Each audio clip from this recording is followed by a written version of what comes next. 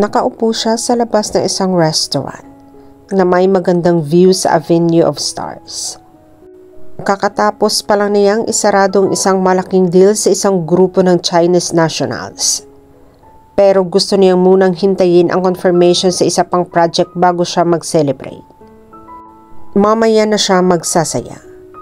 Pagkatapos ng confirmation ng magandang balita mula sa kanyang abogado na si Ronan. He was sipping up his coffee while watching the passers-by. Karamihan sa nakikita niya ay mga Pinoy. Abala ang mga mata niya sa pagmamasid, pero ang isipan niya ay naglalakbay.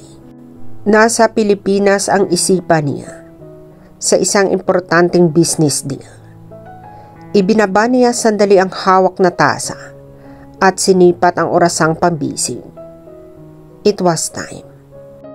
And at exactly 7 p.m., he, 33-years-old billionaire, Francisco Meindres, was finally the owner of the Montelibano Memorial Medical Center. He was not in a medical field, pero katuparan ng matagal na niyang pangarap ang maangkin ang nasabing paggamutan. Francisco owned 3 5-star hotel in the Philippines. Nasa real estate ang kumpanyang pinamamahalaan niya. Kung tutuusin, sakit ng ulo na ang magdagdag ng negosyo, lalo na't hindi pa naman niya linya. He wanted the hospital for one reason only, to revenge. 5 taon na niyang nagsumikap na paluguin ang lupaing naiwan sa kanya ng yumaong ina. Nakiayon ang tadhana. At habang nagtatagumpay siya, nagsimula namang bumagsak ang hospital. Ngayon, ay makakamit na rin niya ang pinangarap ng paghihiganti kay Catherine. Makukuha na niya ang bagay na pinakaimportante kay Dr. Joseph Montelibano, ang hospital nito. Iisa-isahin niyang kunin ang mga nagpapasaya sa pobreng doktor hanggang umabot sa puntong ito na mismo ang kikitil sa sarili nitong buhay. Tatapusin na niya ang pagkakape. Sasabay siyang maglalakad-lakad sa mga taong nakikita niya nag-i-enjoy sa lugar. Hindi natuloy ang paglapat ng rim ng tasa sa kanyang bibig. Somebody had caught his attention. Isang simpleng floral dress lamang ang suot ng babae na pinatungan ng itim na cardigan. Wala itong kahit anong aksesoris sa katawan. Ibinalik niya sa mesa ang tasang naglalaman ng di na naubos na kape. Parang may pakpak ang mga paa na tumayo siya. Nakatutok ang mga mata sa kanyang target. Her life was a mess. Sa loob ng 3 taon ay para siyang zombie. A walking dead. Sa bahay, ay nasa kwarto lang palagi si Margaret. Either natutulog siya, o kaya ay tahimik na kinakausap ang litrato ng nobyong si Ferdy. Pag may pagkakataon, ay doon niya ginagawa sa harap ng puntod ng yumaong nobyo. Sa Negros ito nakalibing, at pag may bakasyon ay umuwi siya sa probinsya. Sa hospital, nagagawa niyang magtrabaho ng maayos, pero ni minsan, ay di niya nagawang ngumiti. Kung di lang siguro malumanay ang boses niya at pakikitungo ay baka walang pasyenteng natuwa sa kanya. She's alive but she stopped living 3 years ago. Dahil nagtapos na ang lahat para sa kanya. Nang mamatay si Ferdy sa isang aksidente. Inaayos ni Margaret ang suot na cardigan nang maramdaman ang malamig ng ihip ng hangin. Kung hindi lang siya nahihiya sa mga barkada niya. Nung kang tatanggapin niyang birthday gift ng mga ito sa kanya na trip to Hong Kong. Alam niyang umaasa ang mga ito na may magbabago sa disposisyon niya kung aalis siya ng Cebu at pupunta sa lugar na walang memories nila ni Ferdy. Ang hindi alam ng mga ito, sa 3 araw na bakasyon doon, ay ngayon lang kung kailan last day niya sa Hong Kong. Ay ngayon lang siya lumabas para mamasyal. Nang mapagod sa paglalakad, ay humanap siya ng mauupuan.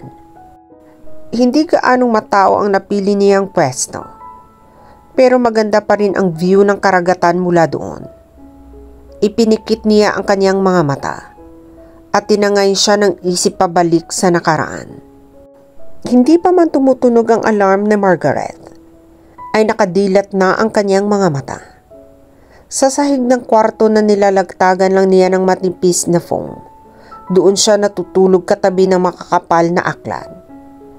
Hindi niya namalayang natulugan na niya ang kanyang case presentation tungkol sa isang pasyente na dahil sa kakagamit ng droga ay inatake sa puso sa edad na 23. Itinutok niya sandali ang mga mata sa kisame. Pagkatapos ay hinagip ang kanyang cellphone. Bago pa magpunta sa kanyang messages, ay binuksan muna niya ang kalendaryo ng kanyang aparato. 305 days to go. Margaret, before you finally say I do. Nangingiting sabi niya. Malayo pang April, buwan ng kanyang kasal. Pero pakiramdam niya ay malapit na iyon sa bawat araw na nakakabawa sa countdown niya. Ayaw ng papa niya kay Ferdy, pero ibibigay daw nito ang basbas nito na makasal sila. Sa oras na makuha ni Margaret ang diploma mula sa kursong medisina, ang pangakong iyon ng ama ang nagbibigay lakas sa kanya sa bawat araw. Nang ma-exit na niya ang kalendar ay nasa message naman siya pumunta. Mabilis na nagtipa ng message ang mga daliri niya. Good morning, mahal. I love you. Hindi na naalis ang ngiti sa kanyang labi hanggang sa pindutin ang send button. Wala pang isang minuto ay may isang bagong mensahe na sa kanyang inbox. I love you too, mahal. Ingat sa duty at advance happy birthday. How I wish na nandyan ako sa tabi mo bukas. Kahit wala ako dyan bukas, tandaan mo, lagi na mahal kita. You are my life. Mahal ko.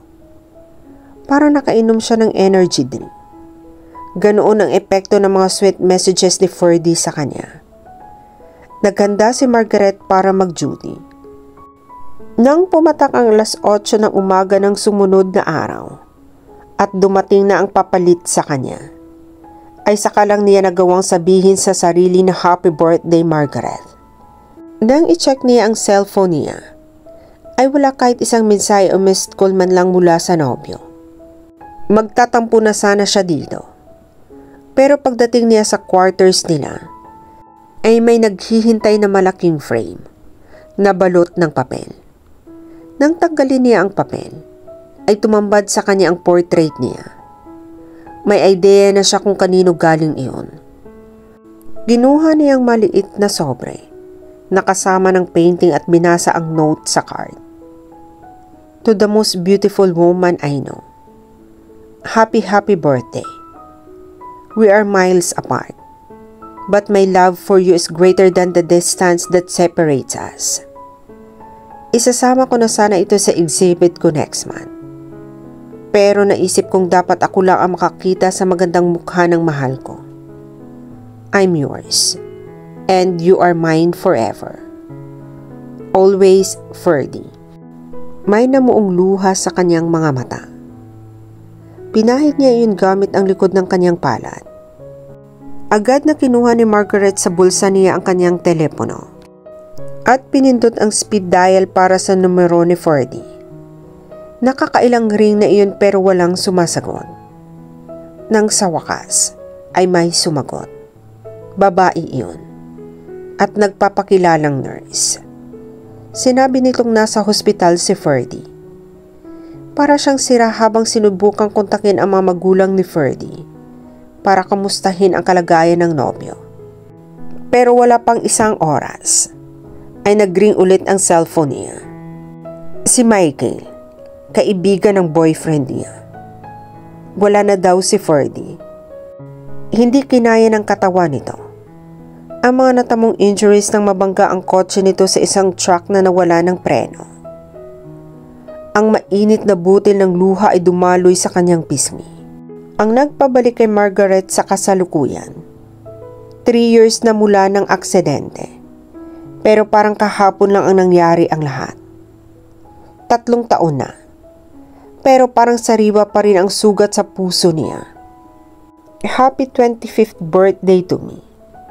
Bati niya sa sarili.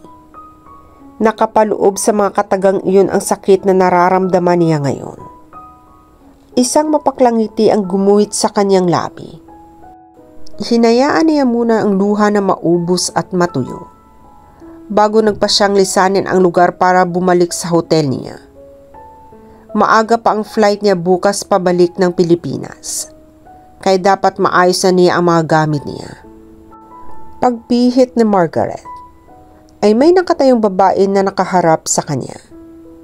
Tila kanina pa ito na nakatayo sa likuran niya at hinihintay lang siya. Weird, naisip niya. Dalagpasan na sana niya ito, pero pinigilan siya nito sa braso. Gulat na napatingin siya rito. Nakatitig sa kanya ang itim na mga mata nito. I-hypnotize pa yata niya ako, sabi ng isip niya. You have gone through a lot. Napakunot noo siya sa sinabi nito. Hindi nito alam ang pinagdaanan niya. You have experienced 2 tragedies in your love life, but you will soon have your happy ending, sabi nito, at pinakawala na ang braso niya. Para siyang itinulo sa kinatatayuan niya. Nawala na at lahat sa paningin niya ang babae, ay hindi pa rin siya umaalis. Hindi siya naniniwala sa happy ending na sabi nito. Crazy woman, nasambit niya. Pagbaling niya para ituloy ang paglalakad, ay bumangga si Margaret sa matigas na dibdib ng kung sino. Kung hindi siya napakapit sa braso nito, ay malamang na nakaukit sa isa sa mga stars doon sa avenue ang pang-upo niya. Nang mag-angat siya ng tingin, ay nalaman niyang matangkad din ito. I'm sorry. Baritono ang boses nito. At sa unang pagkakataon, sa loob ng 3 taon, ay nagawa ni Margaret na tumingin sa isang lalaki. I'm sorry. Ulit nito. At nakita niya na maputi at pantay-pantay ang ngipin nito. Parang may sariling isip na kusang pinakakatitigan pa ng kanyang mga mata ang matangos na ilong nito. His eyes were green. Parang na-magnetize na nakikipagtitigan siya sa mga mata nito. Napakiramdam niya ay may kakayahang basahin ang buo niyang pagkatao. Nasaktan ka ba? Nag-aalalang tanong nito. 1 pulgada lang ang layo ng mukha ng estranghero sa kanya. Nagawa niyang hamigin ang sarili. Hindi. Nagpasalamat si Margaret at nagtagumpay na iiwas sa paningin dito. Tumuwid siya at bumitaw na sa lalaki. I'm fine. Tama ang hinila ko. Isa ka sa mga magagandang Pilipina na nagbabakasyon lang dito. At ngumiti ulit ito sa kanya. This time ay isa lang ang nasa isipan niya. Gwapo ito. Inilahad ng lalaki ang kamay nito. I'm Francis Man. His voice trailed off ng isang nangubuyam ng ngiti na sumilay sa mga labi niya. Luma na ang estilo na ginamit ng estranghero. This guy was just like all the others. Ginamit lang nitong excuse ang pagbangga sa kanya para makipagkilala. How lame. Ang kaninang paghanga para sa lalaki ay parang tinangay na ng hangin. She met his gaze again. You are handsome and you look decent. You don't need to stoop this low just to know a girl's name. Nakita niya kung paano nagliwanag ang mukha nito. Word of advice. Don't do this again. It won't work to the smart ones. Kalmadong sabi niya. Ang cheap. Hindi na niya hinintay na humirit pa ito. kaagad na siyang umalis. Two tragedies. Possible nga kaya? Una ay ang broken engagement niya sa businessman na si Miko. Ikalawa, ang pagkamatay ni Ferdy. No. Walang happy ever after. Ani ni Margaret. Ang chief. Narinig niyang bulong ng babae. Parang sira na napagiti si Francis sa sarili nang makabawi sa sinabi nito. Sa halip na mainsulto, ay naaliw pa siya sa ginawang pagmamaldita ng Pinay. Hindi pala ito mahina tulad ng una niyang naisip nang mapagmasdan ito kanina. Mula na makita niya itong naglalakad sa harapan ng restaurant, ay sinundan na niya ito. Tahimik na pinagmasdan niya ito nang maupo sa isang sulok. Mula sa pwesto niya, ay maganda pa rin ang dating ng babae. Kahit pa ang profile lang nito ang tanaw niya, kahit saang anggulo tingnan, ay walang maipipintas. Then she started crying. Isang butil ng luha ang tumulo and then another. Labis ang ginawa niyang pagpipigil kanina para lang wag itong lapitan.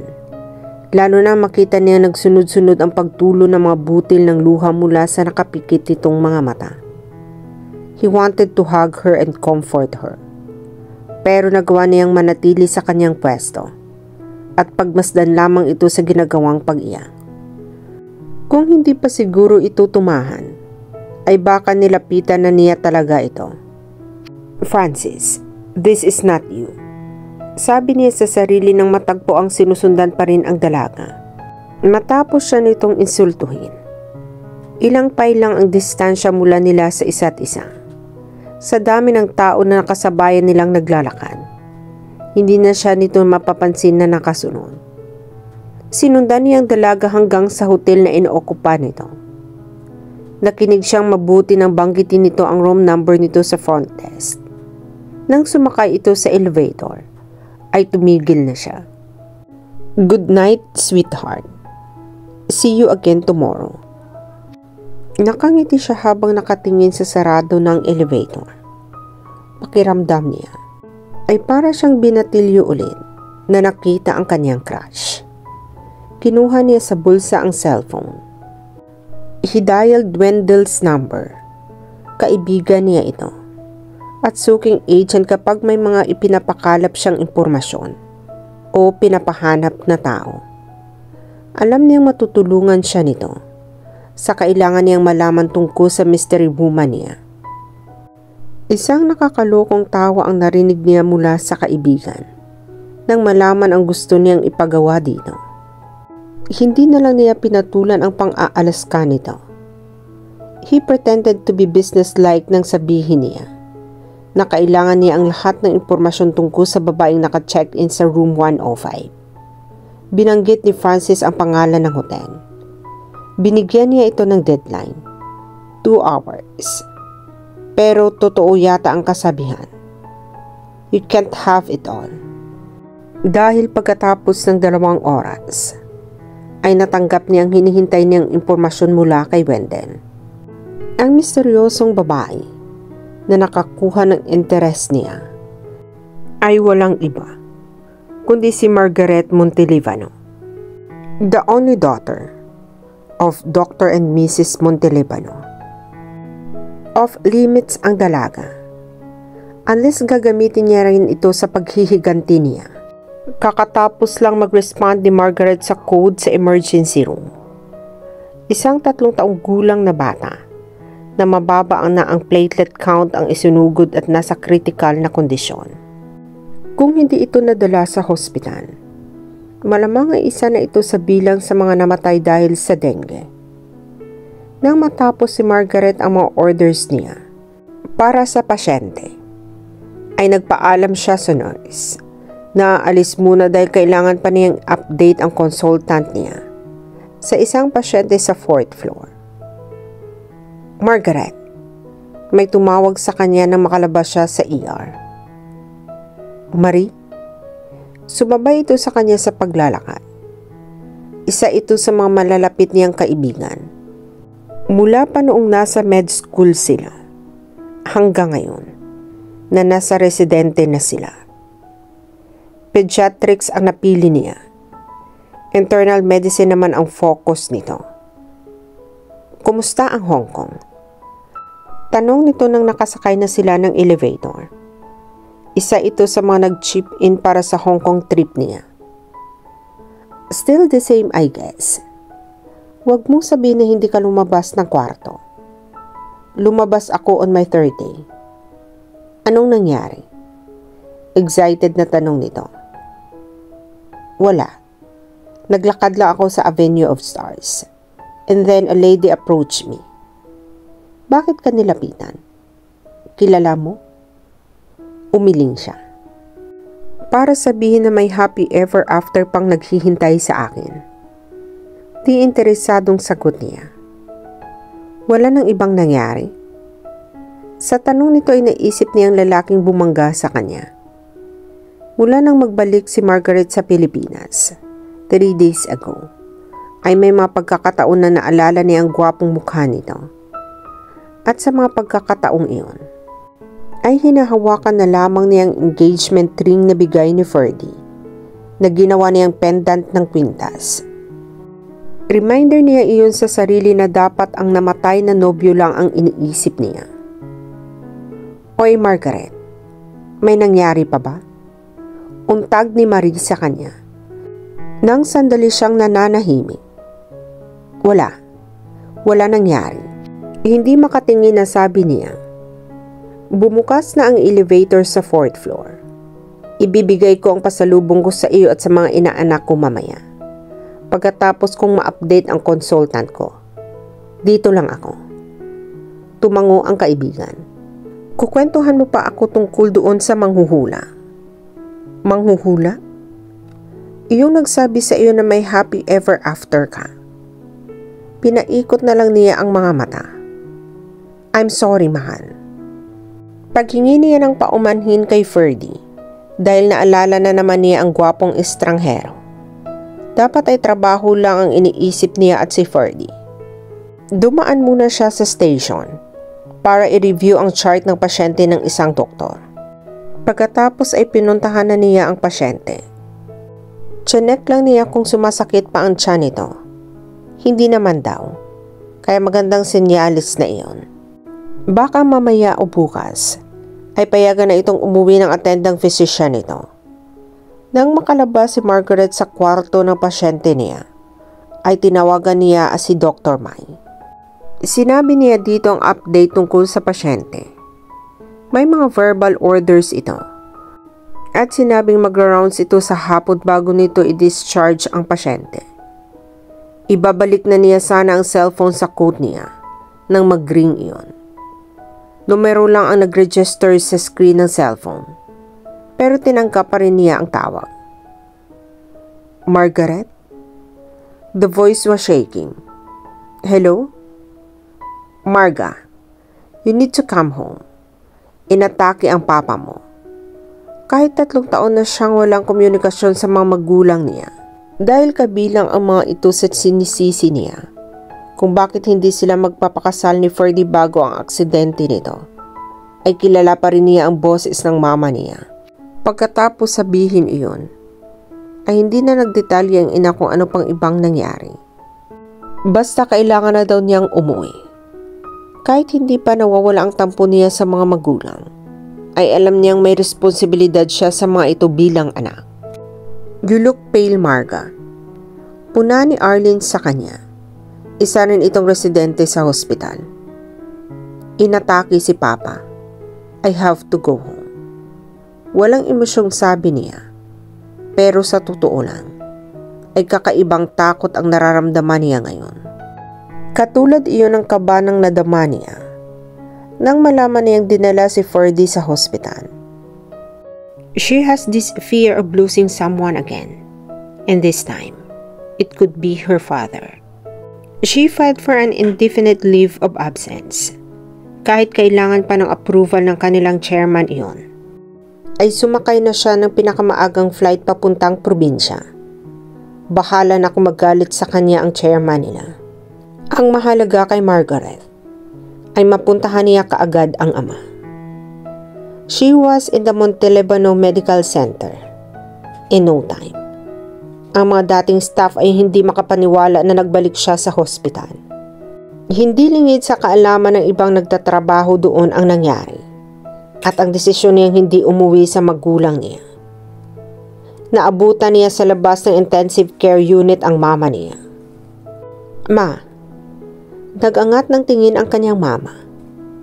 Wala nang sopistikadong dating ng mama niya.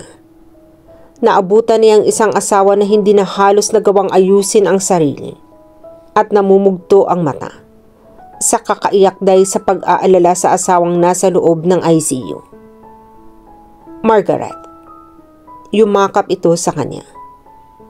Ilang sandali pa ay siyang nag-alangan bago kusang umangat ng kanyang mga kamay para gumanti sa yakap dito. Gumaan ang pakiramdam niya.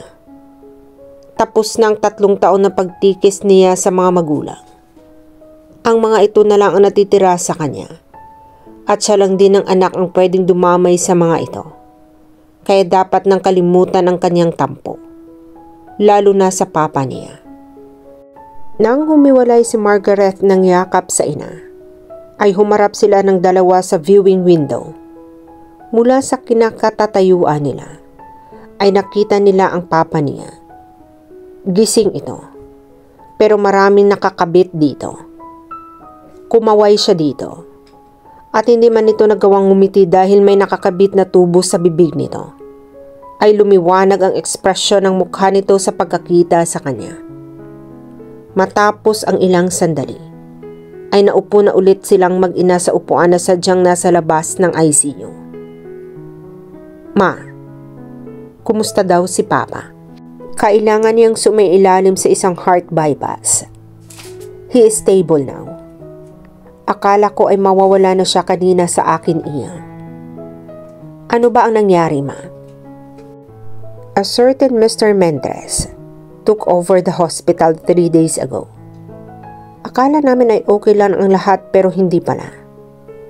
Kahapon lang ay tinanggal niya sa pwesto ang papa mo. At si Dr. Hernandez ang pinalit niyang medical director ng hospital. Hindi iyon natanggap ng papa mo." "Paano ito nangyari?"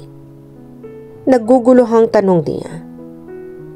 Alam niyang mahal ng ama niya ang hospital at hindi nito hahayaang bumagsak iyon ng ganoon na lang. Minana pa iyon ng papa niya sa yumaong abuelo na si Dr. Montelibano. Kahit hindi man sabihin sa kanya ng ama, ay kitang-kita niya mula sa pagkabata kung paano nito pahalagahan ang ospital na itinayo ng lolo nito. Most of her childhood was spent with her mother. Dahil mas itinuring pa ng papa niya na anak ang hospital kaysa sa kanya. Pero kahit ganoon, ay hinangaan at minahal pa rin niya ito. Ito pa nga ang dahilan kung bakit in-encourage siyang kumuha ng kursong medisina. Ilang taon na nalulugi ang hospital, anak. Nagdidispalko ng pera si Mr. Robles. Ang binanggit ng ina ay ang pinagkakatiwalaang accountant ng ama. Nalaman ito ng papa mo few months ago lang. Hindi niya binanggit sa akin ang problema sa hospital. Hanggang sa mangyari ng takeover 3 days ago. Wala siyang nagawa, kundi ibenta ang shares niya kay Mr. Mendez. Hinawakan niya ang kamay ng ina to help her calm down. Kahit na iba na ang nagmamay-ari ng ospital, ay positibo pa rin siya na babawi niya ito. Pero tinanggal siya sa pwesto ng bagong major shareholder. Lahat ng natitirang pag-asa ng papa mo ay biglang naglaho nang maalis siya sa pwesto. Kakaibang galit ang umusbong sa puso ni Margaret para sa taong bumili ng shares ng papa niya. The feeling was almost welcome. Gaano man iyon kanegatibo, dahil sa loob ng 3 taon ay kalungkutan lang ang nasa kanyang puso. She gritted her teeth, trying her best to appear calm in front of her mother. Kung siya ay manhid, ang bagong may-ari ng hospital, ay halang ang kaluluha. Dahil hindi man lang nito inisip ang posibleng epekto ng biglaang desisyon nito na tanggalin sa pwesto ang papa niya. This Mr. Mendez, alam ba niya kung ano ang nangyari kay papa? Kalmadong tanong niya. Yes. The news of your father's heart attack spread fast. Binisita man lang ba niya si papa para makita niya dito kung gaano kalaki ang pinsalang ginawa niya sa biglaang desisyon nito? Hindi. Hindi siya bumisita. Hindi pa namin siya nakikita ng papa mo dahil tanging abogado lang niya nakikipag-usap para sa kanya.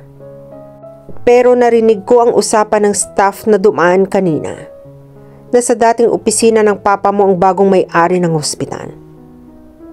Tumayo si Margaret mula sa pagkakaupo sa tabi ng mama niya. Saan ka pupunta, Iha? Ipapaintindi ko lang sa bagong may-ari ng hospital kung gaano ka-importante ang hospital na ito sa pamilya natin, na mas importante pa ito kaysa sa anumang pinansyal na interes niya. Sagot ni Margaret. Are you happy now? Tanong ni Ronan sa kanya. Abogado at konfidante niya ito. Kasabay itong lumaki ni Francis kaya alam nito ang lahat ng hirap at pagsusumikap niya para makuha kung anumang meron siya ngayon. Kahit na saksi ito sa pagsusumikap niya, ay hindi na mabibilang ang beses na pinaalalahanan siya nito at sinubukang kumbinsihin. Nakalimutan na lang ang balak na paghihiganti. Siyempre, siya pa rin naman ang masusunod. Nakapwesto siya sa mesa ng dating pag-aari ni Dr. Montelibano, pero wala siyang makapangkasiyahan. Matapos niyang bilhin ang share nito, ay wala siyang inaksayang sandali. Pinatalsik niya ang pobreng doktor at ginawa niya ay labis itong nasaktan. Sa pagkakaalam niya, ay nasa intensive care unit ang doktor at critical dahil sa atake sa puso.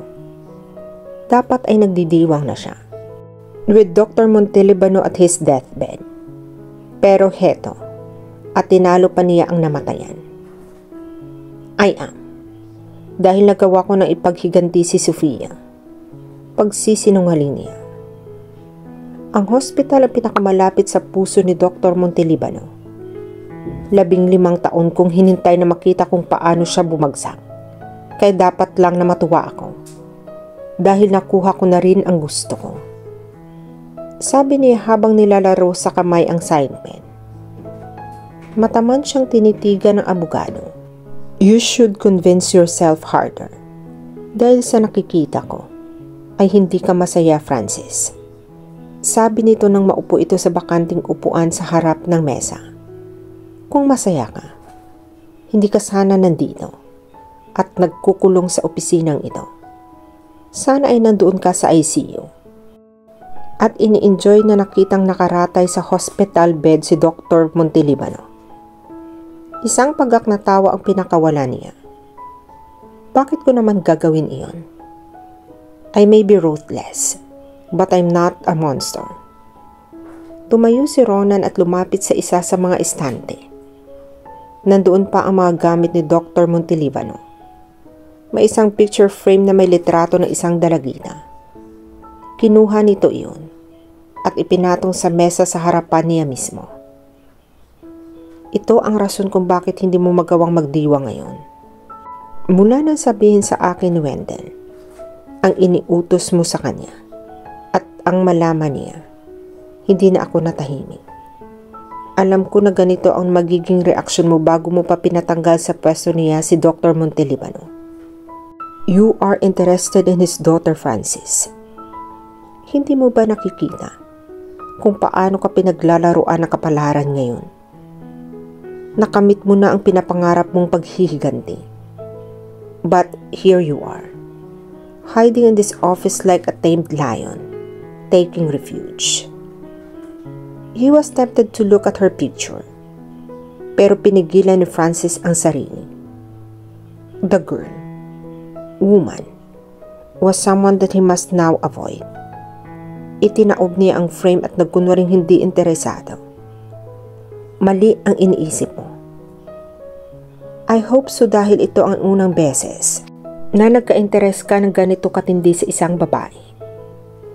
Alam kong sinabihan kita na maghanap ka ng seryosong relasyon dahil hindi ka na bumabata. Pero hindi ko sinabi sa iyo, anak ni Dr. Montelivano, ang pag-interesan mo. She's been through a lot.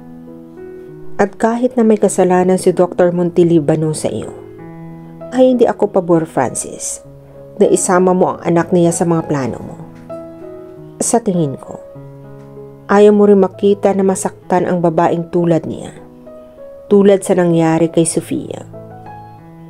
Hindi ko siya gagamitin at imposible pang mag-cross ang landas namin dahil sa pagkakaalam ko ay nasa Cebu si Margaret at pinutol na niya ang pakikipag-unayan sa mga magulang niya nang hindi na niya natapos ang sasabihin dahil bumukas na ang pinto ng opisina.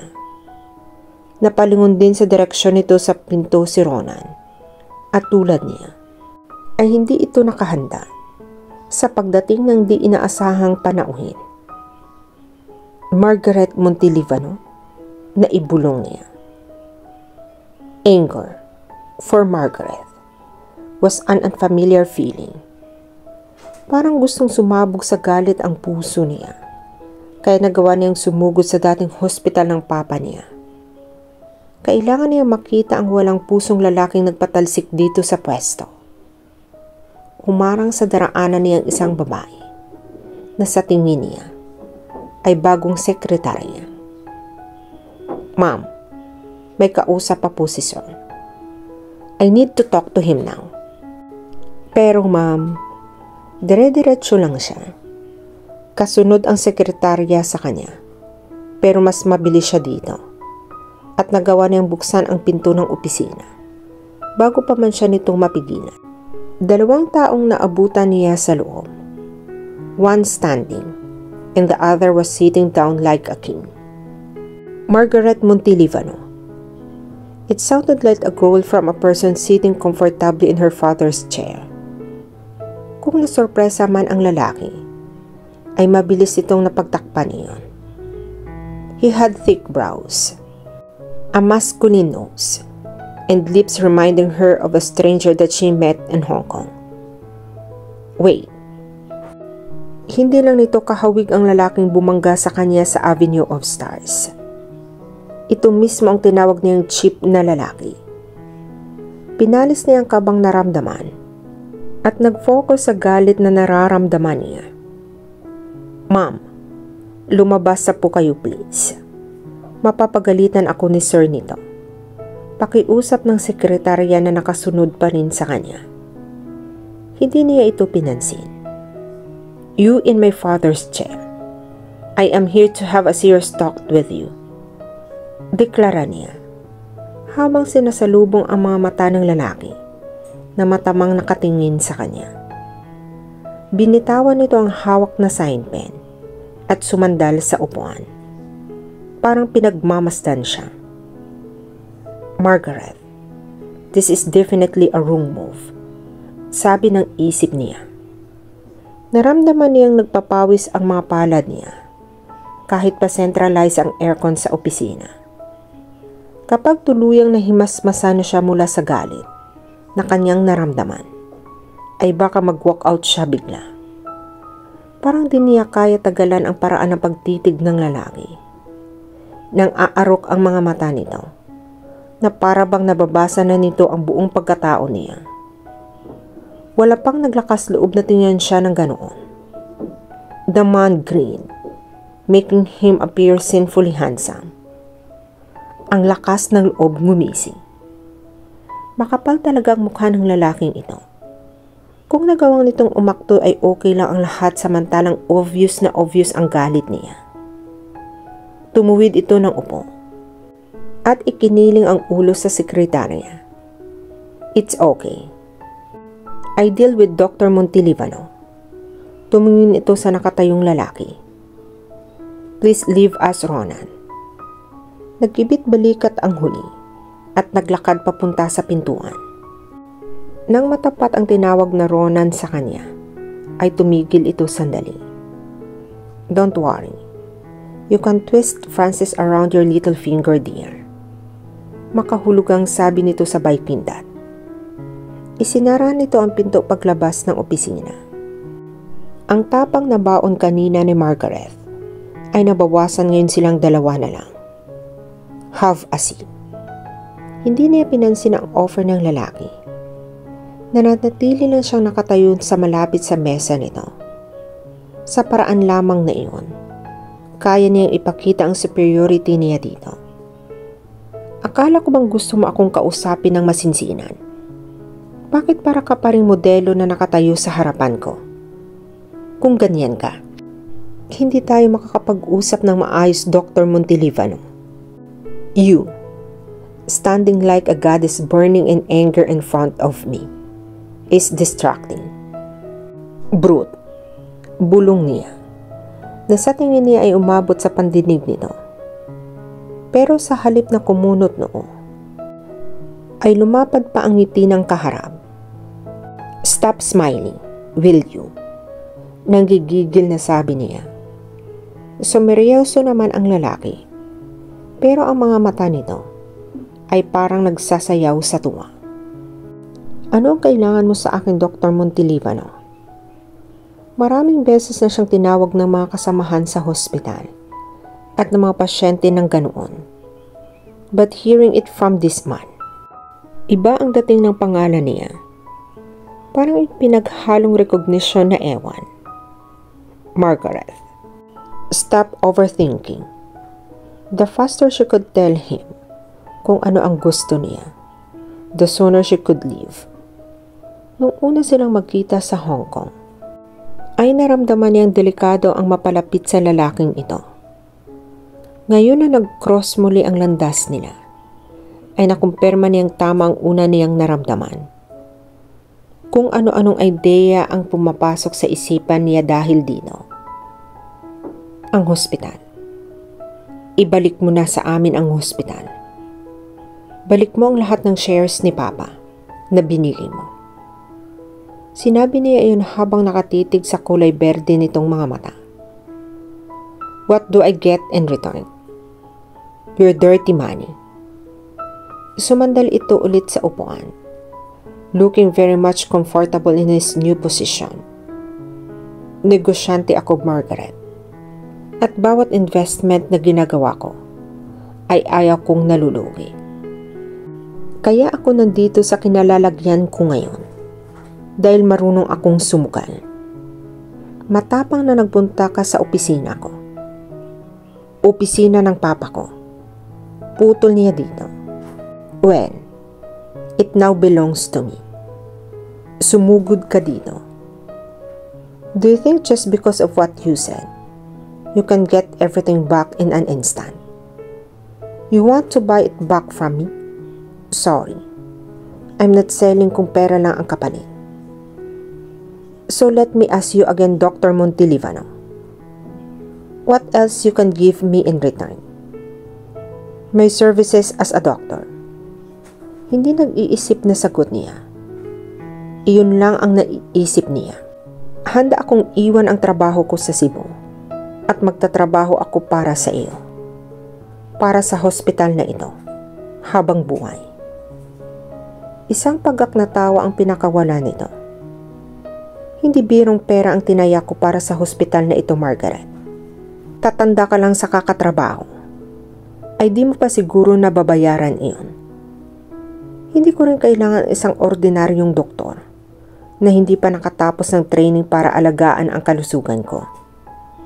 And as can you see, my health is perfectly fine. Gusto mo bang i-physical ako ngayon? Naiukom niya ang mga palad. Nagmukha siyang tanga. Siyempre kaya nitong bumayad ng espesyalista. Hindi ba? Napatiimbagang na lang siya kahit ang gusto niyang gawin ay talagang sampalin ang kaharap sa kayabangan nito. Nasimula na din lang niya. Paninindigan na niya ang pakikipagnegosasyon dito. So what do you really want in return, Mr. Mendrez? Ang sa akin lang. Hindi na siguro masamang hingi na ibalik mo sa isang respetadong doktor Ang hospital na pinaghirapan at pinaglaanan niya ng halos buong buhay niya. Iyon ay kung may natitira pang kabutihan dyan sa puso mo. Ewan kung imahinasyon lang niya ang pagtagis ng bagang ng lalaki. Tumayo ito at umikot sa mesa para lumapit sa kinatatayuan niya. He stood behind her. Naramdaman niyang kumalat ang tensyon sa buong niyang katawan habang naghihintay sa gagawin at sasabihin nito. Nakakaramdam siya ng panganib pero hindi siya tuminag kahit para man lang lumayo dito. I want you, Margaret. Mahinang sabi nito. Pero sapat ang lakas para yanigin ang buong niyang pagkatao. Nagbibiro ka ba? She turned around to face him. Now stop, Francis. Nangako siya sa sarili na iwasan ang dalaga dahil labis ng kalungkutan ay pinagdaanan nito para dumagdag pa siya. Pero nagpanting ang tainga niya nang purihin ni Margaret ang ama nito. Hindi na siya nakapagpigil at nasabi na yata niyang talagang nasa isip niya. He really wanted her. Be serious, Mr. Mendres. Paano kung yun talaga ang gusto kong kapalit? Nanatili itong tahimik. Kung sa ibang babae niya siguro sinabi ang ganoong proposisyon, ay baka mabilis pa sa 4:00 ang marinig niya ang mga sagot nito. Kaya lang kausap niya ay hindi lang basta ibang babae, kundi si Margaret. The doctor who after the death of her fiancé lived like a grieving widow. Kanina ay para kang tigre na handa akong lapain sa galit mo. Ngayon tinalo mo pa ang basang sisiw na nahuli ng agila. Napakalapit ng mukha nila sa isa't isa. Sandaling nakita ni Francis ang mga mata nito ng kakaibang takot na agad ding napalis. Naubusan ka na ba ng babae na papatol sa iyo? Hindi. As a matter of fact, mahaba ang pila ng mga babaeng naghihintay para mapansin ko. Marami pa ding humahabol sa akin. Even if I'm not as respectable as your father. May sarkastimong sabi niya. Nasa magandang mukha ni Margaret ang pagkainis. Hindi doktor ng mga bata na tulad ko ang kailangan mo, Mr. Mendres. Kunti doktor sa utang. Your brain needs fixing. Iinsultuhin sana niya ang ama nito para makaganti man lang sa salita. Pero nakita niyang dumaan ang lambong sa mga mata ng dalaga na sumasalungat sa galit na ipinakita nito sa kanya. Ang kalungkutan na nasasalamin niya sa mga mata nito ay katulad na nakita niya sa dalaga ng sundan niya ito sa Hong Kong. No, hindi kasama si Margaret sa paghihiganti niya. He would spare her. Leave now. Dr. Montelivano. Pinandilatan siya ng dalaga. You. Nakuha mo ang interes ko ng simula pa lang. Pero hindi isang babaeng kasing lamig ng yelo ang gusto ko sa ngayon. Consider my offer as a joke, Margaret. You are lovely and mysterious. Pero masyadong mahal ang presyo mo.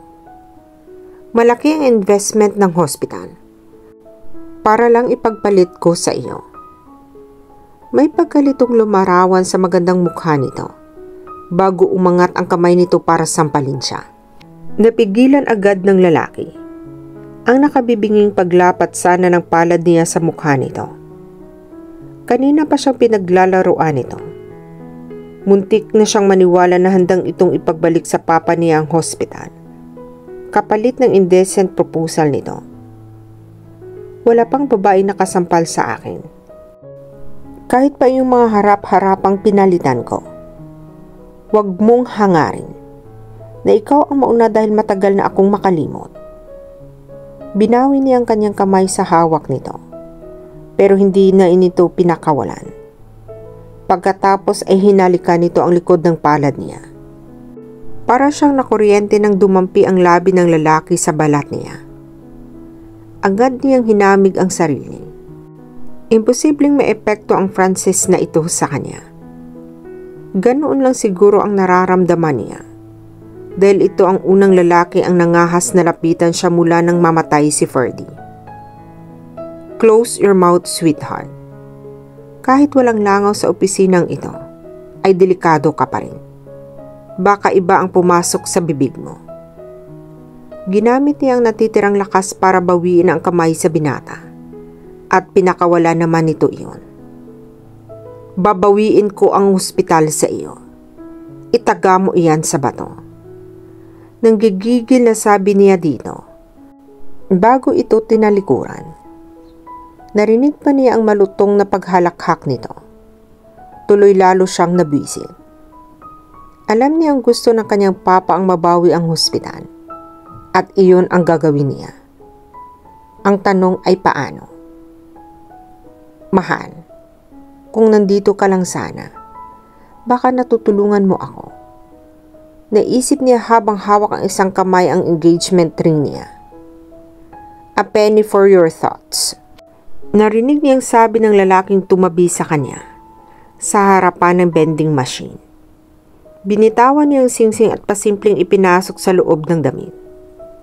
Palagi niya yung suot pero nakatago kaya ang necklace lamang ang nakikita na nakasabit sa kanyang leeg at hindi ang engagement ring na pendant niyon. Bumaling siya at napangiti nang makilala ang katabi. Derek, ito ang tumayong abogado ng pamilya nila mula nang magretiro ang ama nito sa pagiging abogado at maging shareholder lang ng hospital. Kaklase niya ito sa high school. Nang magtapos siya sa kursong medisina, ay pumasa naman ito sa bar. Kung hindi lang siguro siya umibig kay Ferdy, ay malamang nahulog na ang loob niya kay Derek. Kung ganoon ang nangyari, hindi siguro niya maranasang masaktan ng sobra nang mamatayan ng nobyo. At ito naman ay hindi siperado ngayon. Ito na ang nagpasok ng paper bill sa vending machine at pinapili siya ng gusto niyang bilhin. Nang makuha ni Margaret ang inuming gusto niya, ay naupo sila sa malapit na hilera ng mga upuan. Kumusta si Tito? He's fine. Nagsisimula pa lang ang operation. 8 hanggang 12 oras ang aabuti noon. Nag-aalala si Papa nang malaman niya ang nangyari kay Tito. Kung di lang recovering mula sa sariling operation si Papa, ay malamang bumisita na iyon. Ang kamay niya ay nanatiling nakahawak sa nabuksan ng inumin. Salamat. Kung may kailangan ka, just tell me. May paraan pa bang mabawi ang hospital? There is one way. Nagkausap na kami ni Papa tungkol sa mga shares. At nasabi niyang maliban sa 40% na naibenta ni Tito Mariano, ay 60% pang mga share ang pag-aari ng iba't ibang tao gaya niya. What do you suggest I do? Talk to the other shareholders, Margaret. Kumbinsihin mo ang 10 shareholders na salungatin ang desisyon ni Mr. Mendres. At magagawa mong mabawi ang posisyon na kinuha kay Tito. May kinuhang envelope si Derek mula sa bulsa ng coat nito at ibinigay sa kanya. Nang buksan niya, ay imbitasyon iyon ng isang pagtitipon ang laman. Welcome party para sa bagong major shareholder na si Mr. Francisco Mendres. Meron pang 2 oras bago ang pagtitipon. Ako ang proxy ni Papa ngayong gabi. I heard na isang importanteng announcement ang gagawin ni Mr. Mendres sa harap ng ibang shareholders. Why don't you be my date? Baka makatulong. Kahit doon mo kausapin ang iba pang mga shareholders. Kung papayag siya sa imbitasyon nito, ay parang tinuldukan na rin niya ang panatang hindi dadalo sa anumang pagtitipon o kasiyahan. Plano niya habang buhay na ipagluksa ang namatay na nobyo. Bagay na hindi rin nagustuhan ng mga magulang niya. Okay, magkita na lang tayo dito bago tayo pumunta doon. Sabi niya matapos sa sandaling pagdidesisyon. Nagsisimula pa lang ang party, pero ang dami nang naiinom mo. Nadatnan siya ni Ronan sa bar counter. Sa mansyon ni Francis ginanap ang pagtitipon. Hindi niya magawang mag-enjoy. Parang allergic sa babae na itinaboy niya ang mga nagtatangka. Ang ilan sa mga iyon ay kasama ng mga shareholders, kamag-anak, kaibigan, escort. Inaaliw ko lang ang sarili ko. Pagdadahilan niya. Kagaya ng pag-aliw mo sa sarili mo nang magbitiw ka ng indecent proposal. Masaya ako na hindi mo iyon itinuloy. At tinupad mo ang sinabi mo na hindi mo isasama si Margaret sa mga plano mo. Paano mo nalaman ang tungkol sa proposisyon ko sa kanya? Gulat niyang tanong. Tingnan mo ito. Hinuhuli lang kita. Kumagat ka naman kaagad. Ang kinatatakutan ko lang ay baka hindi mo kayang pangatawan ang una mong desisyon. Itinanggi mo man. Hindi mo may tatago sa akin na may parte ng pagkatao mo ang gustong gamitin ang sitwasyon para mapalapit sa kanya. Not for revenge, but for personal reasons. Nandyan ka na naman sa pagiging makata mo. I-a-announce ko ang balak kong pagpapalit sa pangalan ng hospital sa lalong madaling panahon. May mga bagay sa mundo na hindi nadadaan sa determinasyon, Francis. Alam ko hanggang langit ang galit mo sa ama niya. Pero nang malaman mong anak niya si Margaret, di mo maikakailang nag-aalangan kang isa katuparan ang plano mo. Hindi mo man maamin, ay hindi na ganoon kagrabe ang pagkamuhi mo sa kanyang ama. Kaya inihanda ko lang ang sarili ko na makita kung paano ka sumugal sa isang investment na hindi pera ang iniisip kundi ito. Itinuro ni Ronan ang tapat ng puso niya.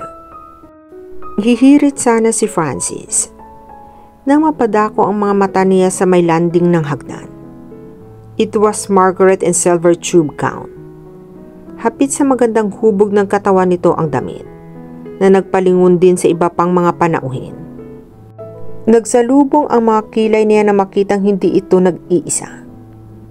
May kasamang lalaki si Margaret at bagay tingnan ang dalawa na magkasama. Parang may sumuntok sa sikmura niya nang makitang ngumiti sa date nito ang dalaga. Madamot ang ngiti nito. Pero ngayon ay napakadali nitong ibinigay iyon sa kasama nitong lalaki. May pangunahing pandangal pala. Ani ni Ronan. Sinundan pala ang tingin niya. Tinapik siya nito sa balikan. Sa itsura ng mukha mo, ay parang handa kang gumawa ng gulo anumang oras, kung di pa titigil sa pagdikit kay Margaret ang kasama niya. Inilapag niyang hawak na kopita sa bar counter. Hindi siya sinalungat ang obserbasyon ni Ronan dahil tama ito. Kakaibang galit ang nararamdaman niya ngayon. Sino ang lalaking iyan? Attorney Derek, family friend, and lawyer of the Montilibanos. Siya ang pumalit na abogado ng pamilya nang magretiro ang ama nito. Sagot ni Ronan. Nanatiling nakasunod ang mga mata niya sa pareha na nakikipag-usap ngayon sa isa pang mga bisita. Ano ang ginagawa niya? Alin? Ang paghawak sa siko ni Margaret o ang pagpunta dito? Well, imbitado siya. Shareholder ang papa niya. At malamang si Derek ang nag-iisang tagapagmana. Tila nag-i-enjoy na patuloy ni Ronan. He's pushing his luck. Kay Margaret, Ronan Scoof. Parang bagay sila. Mukhang nakahanap na nakakampi si Margaret. Ang alam ko, childhood sweetheart ang dalawang iyan. Schoolmate ko si Derek. Nauna ako sa kanya ng 2 taon. I could see na may pinagsamahan sila. Hindi lang ikaw yata ang interesado sa dalagang doktor. Simula nang maanal ang kasal niya, parang binata ng hinahabol ng mga babae iyan. Kung di ko lang alam na binackground check mo ang lahat ng mga kaugnayan sa mga Montilibanos, iisipin kong crush mo ang Derek na iyan. Tumawa ito at uminom ng alak. Muli ay pasimple niyang sinipat ang dalawa. Sa dami ng mga babae, si Margaret pa talaga. Bakit ka nagtataka? Kung wala akong girlfriend ngayon, at kung hindi lang kita kaibigan, baka dumiskarte din ako kay Margaret. Umismid ito. Nang tingnan ni Francis ng masama. Alam mo na rin siguro na anak si Derek ng isa sa 3 shareholders na hindi nagbenta ng shares sa iyo. Marunong palang maglaro si Margaret. Akala niya stethoscope at microscope lang ang alam nitong gamitin. It seems she also knew how to use people. Pero naunahan na niya ang mga ito. He now owned 80% of the hospital. Sinalina niya ng alak ang kupetang nasa counter at inubos iyon. I'm drunk enough to create a scene, sabi niya. Tumayo na siya. Hinawakan siya ni Ronan sa braso. I thought you said you have an announcement to make. Don't tell me na lalapit ka kay Margaret. I'm not telling you. I'm gonna show you. Watch me. Binitawan na nito ang braso niya. Naglakad siya palayo dito at pumunta kay Margaret at sa kasama nito. Hindi siya komportable. Ito ang unang beses na dumalo si Margaret sa pagtitipon matapos mamatay si Ferdy. Ang mga matang napadako sa kanya ay nakadagdag pa sa pagkaasiwa niya. Smile because you are beautiful. Bulong ni Derek sa kanya at napipilitang ngumiti siya. Ipinakilala siya ni Derek sa negosyante na kumpadre ng papa nito, si Mr. Lino, shareholder din ng hospital. Kasama ng matanda ang unika iha nitong si Donna na hindi tinatanggal ang mga mata kay Derek. Sa paanyaya ng Mr. Lino, hindi na sila nakatanggi na doon pumesto sa mesa ng mga ito matapos nilang kumuha ng pagkain sa buffet. Habang kumakain sila, ay nag-uusap ang matanda at si Derek. Pasimpleng nakikinig lang siya. Si Donna ay nagpakita ng interes sa pinag-uusapan ng dalawa, pero ang mga mata ay hindi napagkit sa date niya. Inilibot ni Margaret ang tingin at natagpuan si Francis na nakaupo sa harapan ng bar counter. Kausap ang lalaki na naabutan niyang kasama nito sa opisina nito. Everything about Francis was so manly, so authoritative, kahit ang paraan ng paghawak nito sa kopeta nito. No wonder he made money easily. Parang ang lakas ng convincing power nito. Stop staring, Margaret. Mabilis na iniwas niya ang paningin dito bago pa siya nito mapansin at ibinalik ang atensyon sa kanilang kasama sa mesa. Ininom niya ang alak sa kanyang baso. Paminsan-minsan ay tinatanong siya ni Mr. Lino at isinasali siya ni Derek sa usapan at sinasagot naman niya ang mga ito sa abot ng kanyang makakaya. Hindi niya namalayang nakadami na pala siya ng ininom na wine. Pinupuno kasi ng nakaantabay na waiter mayat maya ang kupeta niya. Pumailan lang ang waltz version ng 1,000 Years. Ang mga mata niya ay napatingin sa espasyo na ginawang temporary dance floor. Naglakbay ang isipan niya sa nakaraan. Nakita niya ang sarili na nakasuot na pink dress habang nakikipagsayaw kay Ferdy. Malinaw na nakikita niya sa isip ang alaala ng gabi na nagpropose ang nobyo sa kanya. Isa sa pinakamasayang araw sa tanang buhay niya. Margaret, are you okay? Nag-aalalang mukha ni Derry ang nabalingan niya. Pasimpleng pinahid niyang luha na namuo sa sulok ng kanyang mata. Walang dapat makakita sa pag-iyak niya dahil walang nakakaintindi sa nararamdaman niya. Excuse me, magpapahangin lang ako sandali. Hindi na niya hinintay ang permiso nito. Tumayo na siya para lumabas muna. Kung may balak man itong pigilan siya, ay hindi na nito nagawa. Dahil mabilis na nakalapit si Donna sa kanya at hinila ito sa gitna para sumayaw. Gusto niyang maglakad hanggang sa hindi na niya naririnig ang musika. Kung di lang siya nahihiya kay Derek, baka pagbaba ng hardin ay dumiretso na siya sa gate at umalis na siya. Sa halip, natagpuan ni Margaret ang sarili sa dulo ng hardin. Malayo sa malamlam na mga ilaw at malamyos at malungkot na tugtog. Ang luhang pinigilan ay nagsimulang tumulong. Napatingala siya sa langit habang umiiyak.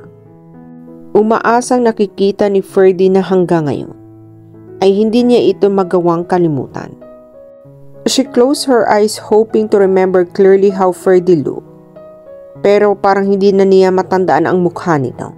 Nang idilat niya ang mga mata, ay hindi na siya nag-iisa sa hardin. Nakatayo sa harapan niya at matamang nakatingin sa kanya ang host ng party. Ang lalaking lahat ng kabaliktaran ng magagandang katangian ni Ferdy. Pero nagagawang guluhin ang isipan niya. I'm sorry, Mr. Mendres. I know I'm not supposed to be here. Kumilo siya para bumalik sa kanyang date. Don't leave. Sinundan talaga kita. Ngumiti ito. Nang makita kita sa Hong Kong, umiiyak ka. Para kang bata na inagawa ng candy. Ngayon, umiiyak ka na naman. Mukhang nakatadhana na yata ang masaksihan ko ang pagiging iyakin mo, Margaret. Napalitan ng galit ang pagkapakumbaba niya. Humakbang siya para umalis na. Pero humarang ito sa daraanan niya. Naaamoy niya ang alkohol mula sa binata. Pero kahit sumagi sa isip niya na baka lasing lang ito, kaya siya pinagsasalitaan ng ganoon, naiinis pa rin siya. Wala kang alam, Mr. Mendres. Kalmado pa rin ang madiing sabi niya. It is Francis, Margaret. God knows how much effort I have exerted para hindi kita halikan kanina. Habang nakapikit ka at dumadaloy ang luha sa mga pisngi mo. Isang pagak na tawa ang pinakawala nito bago nagpatuloy. At alam ko kung bakit ka umiiyak. You are crying for your dead love. Wala kang pakialam. Sukat doon ay kinabig siya ni Francis at walang sabi-sabing hinalikan sa labi. I'm here if you need someone. He whispered on her lips. Patuloy siya nitong hinagkan. Para tumigil ang pagtibok ng puso niya sa pagkabigla. Bago pa siya nito maitulak, ay kusang tinapos na nito ang halik at dumestansya sa kanya. Kanina sa tabi ng abogadong kasama mo, ay mukhang nakalimutan mong ilang taong pagdadalamhati mo. Tapos ngayon, iiyak-iyak ka? Bakit? Nag-guilty ka kaagad sa pagkalimot mo? Hindi siya nakaimik sa matapang akusa nitong tono. Nalilitong napayuko na lang si Margaret. Ganoon nga ba ang nararamdaman niya?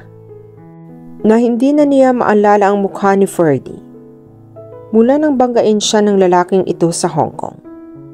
At kanina, ito rin ang naisip niya kahit si Derek ang kasama niya. Kahit kinakausap siya ng ilang bisita, okupado ni Francis ang pagkatao niya.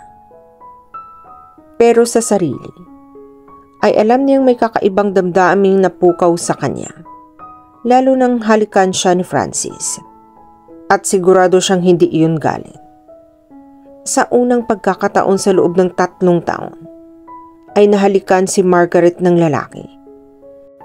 At gustuhin man niyang mag-guilty sa nangyari, ay wala siyang makapa na ganoong damdamin sa puso niya. Simula nang sundan siya ng lalaking ito sa Hong Kong, hindi na siya nakadama ng pagkakonsensya na nagtataksil siya kay Ferdy. At umiiyak siya dahil sa napakasama ng lalaking ito. Inagaw nito ang lahat-lahat sa kanyang papa. At ipokrita siya dahil sa iniisip niyang si Ferdy pa rin ang dahilan kung bakit siya umiiyak.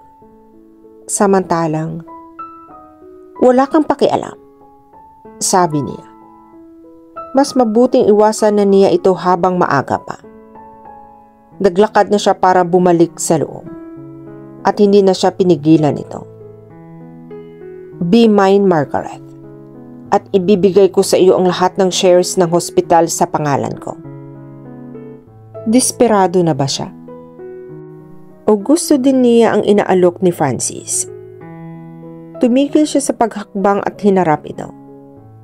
Baka dala lang ng kalasingan kaya nito sinabi iyon ngayon. Pero mukhang seryoso ang lalaki. Wala ako sa mood para makipaglukuhan sa iyo. Hindi ka pa ba nakontento sa paghalik mo sa akin? Hindi pa. The moment that I kissed you, I wanted more, Margaret. Wala akong balak na isama ka sa mga babaeng pinagkakainteresan ko dahil alam kong iba ka. Pero sa nakita ko kanina, ay handa ka naman pala gawin ang lahat para makuha ang hospital. Accept my proposal. You get the hospital. At ako naman ay ikaw. An indecent proposal again, Mr. Medres. Sinabi ko na sa iyo na wag mo na akong gagamitan ng ganyang klaseng proposisyon. Humakbang ito palapit sa kanya. Gustuhin man niyang umatras, ay parang itinulos na siya sa kinatatayuan. Okay. Well, how about this? Marry me, Margaret. Mas maganda bang pakinggan? Gusto mo pa ng magarbong kasal? Yun ba ang klase ng proposisyon ang uubra sa iyo? You are crazy. No, I'm not. Nagiging totoo lang ako sa sarili ko. Naduwag ako. Kaya binawi ko kaagad ang proposal ko sa iyo. Nang para kang tigre na sumugod sa opisina. Pero hindi na ako aatras ngayon. Interesado ako sa iyo, Margaret. Keeping away from you is no longer an option for me. Sumasama ka rin sa ibang lalaki. Bakit ako hindi pwede?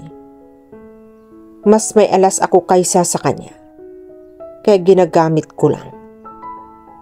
You may not be crazy, but I think you're drunk. Hindi mo alam ang pinagsasabi mo. Baka challenge lang ako sa pagkalalaki mo. Dahil hindi kita karakarang pinatulan. Pero hindi ko sinasadyang hamunin ka. Pakiusap. Tantanan mo na ako. I lost my lover. I'm still in limbo. Have been for the past 3 years. Siguro, ay alam mo na ang hindi biro ang pinagdaanan ko. Kaya huwag ka nang dumagdag pa. Sinalubong niya ang mga mata ni Francis. Wala ang inaasahan niyang pag-uumay doon. Naghintay siyang humingi ito ng tawad. Pero nanatili itong walang imik sa kinatatayuan nito. Bago magsimulang tumulo ang mga luha niya sa kanyang mata, ay tumalikod na si Margaret at mabilis ang mga hakbang na naglakad palayo. Nagpasalamat siya na hindi na ito sumunod pa. Hindi na siya babalik pa sa party. Tatawagan na lang niya si Derek para sabihin na sumama ang pakiramdam niya. At sa susunod, ay tuturuan na kita kung paano mag-propose sa kanya, Francis. Sabi ni Rona nang hindi niya napansin nakalapit na sa kanya na kung saan siya iniwan ni Margaret. Kanina pa nakaalis ang dalaga at gumana na naman ang pagiging intrigero mo. No, Francis. Nagkataon lang na palabas ako to take a call. Nang makita kong nag-uusap kayo ni Margaret, mali ang iniisip mo. Pauna niya. Naglakad na ulit ito papasok ng bahay. Sumabay sa kanya si Ronan. Siguro nga. Pero hindi maaaring magkamali ang pandinig ko. You offered her marriage in change for something that you strived to achieve for 5 years, Francis. This is the first time na nag-offer ka ng kasal. At kay Margaret pa. Ang unika iha ni Dr. Montelibano. Because I can't let other man to be near here anymore. Bakit? Nagsiselos ka? Panunodyo pa ng kaibigan. Napatigil siya sa paglalakad. Bakit nga ba ganoon na lang ang naging asal niya kanina? You're wrong. Naalala ko lang si Sofia sa kanya. Hindi ko siya gusto gaya ng iniisip mo. Sige, convince yourself. Hindi pa rin ako naniniwala na mababaw na bagay lang para sa iyo ang kasal. Hindi nga. Pero ano lang ba ang kasal sa panahong ito? Kapirasong papel? Business deal? If you say so, Francis. Naaawa lang ako sa kanya. Sabi ko nga, sa tindi ng galit mo kay Dr. Montelibano, parang gusto ko pang maniwala na deep inside, plano mo gamitin si Margaret para makahiganti. Hindi na siya nagsalita pa. Francisco Mendres, hindi ka pwedeng umibig sa anak ng taong nanakit kay Sofia. Lalaki lang siya. Kaya natural lang na makaramdam siya ng matinding atraksyon sa isang napakagandang babaeng tulad ni Margaret. Maliban doon, ay wala na siyang malalim na damdaming maiukol sa dalaga. Ipagpapaliban muna niya ang announcement sa ngayong gabi.